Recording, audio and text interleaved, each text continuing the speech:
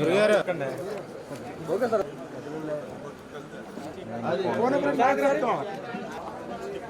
Next బాబు దగ్గర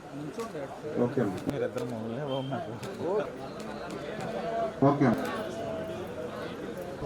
రామన్నారు కనపడట్లేదు.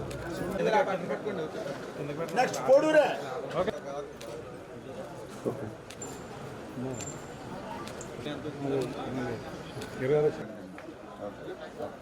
Next మా చెల్లి వచ్చి మీది అయిపోయిందా బ్యాటరీ మీది అయిపోయినట్టుందండి చూడలేదు మీది మీది దీనిలో అయిపోయిందండి మీరు పడుకొచ్చేసారు.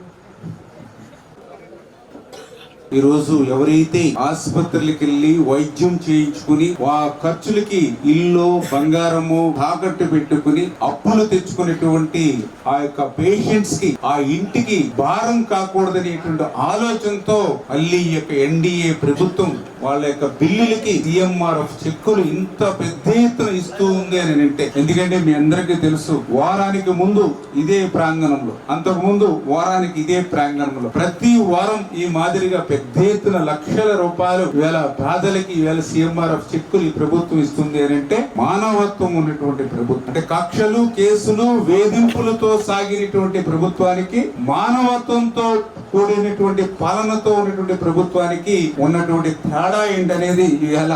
ఇదే ఒక ఉదాహరణ. ఎందుకు ఈ మాట చెప్తూ ఉన్నానంటే, ఎక్కడో ఆంధ్రప్రదేశ్ రాష్ట్రంలోనే కాదు మన పాలకులలో ఈ మాదిరిగా గత 5 సంవత్సరాల్లో వారం వారం కాదు కదా, సంవత్సరానికి ఒక్కసారి కూడా ఈ మాదిరిగా ఎంఆర్ఎఫ్ ఇచ్చినటువంటి పాపాన పోల పేదలకు కూడా సాయం చేయాలని ఆలోచన గత ప్రభుత్వానికి లేనిటువంటి పరిస్థితి. అంటే ఆ రకమైనటువంటి స్థితికి సంపద అనేది లేకుండా చేశారు. ఎందుకంటే గత 5 సంవత్సరాల్లో పరిశ్రమలు లేవు, పారిశ్రామికవేత్తలు లేరు, మరి ప్రాజెక్టుల నిర్మాణం లేదు, రాజధాని నిర్మాణం లేదు, విద్య లేదు, ఉద్యోగం లేదు, ఉపాధి లేదు, అన్ని రంగాలు మరి కూలపడిపోయినటువంటి పరిస్థితుల్లో మరి సంపద అనేది లేనిటువంటి స్థితిలో మళ్ళీ ఈ ప్రజా ప్రభుత్వం, మళ్ళీ తెలుగుదేశం జనసేన బీజేపీ, అటు చంద్రబాబు నాయుడు గారు ఇటు పవన్ కళ్యాణ్ గారు వీరిద్దరికి తోడుగా నరేంద్ర మోడీ గారు వీరి పాలనతో మళ్ళీ ఇప్పుడిప్పుడే ఆర్థిక పరిస్థితి సహకరించకపోయినా కూడా మీకు ఇంత పెద్ద ఎత్తున సహకారం అందిస్తున్నామని అంటే ఈ ప్రభుత్వం మేలు మనం జీవితంలో మరవకూడదని చెప్పి మీ ద్వారా అందరికి కూడా తెలియజేసుకుంటాం.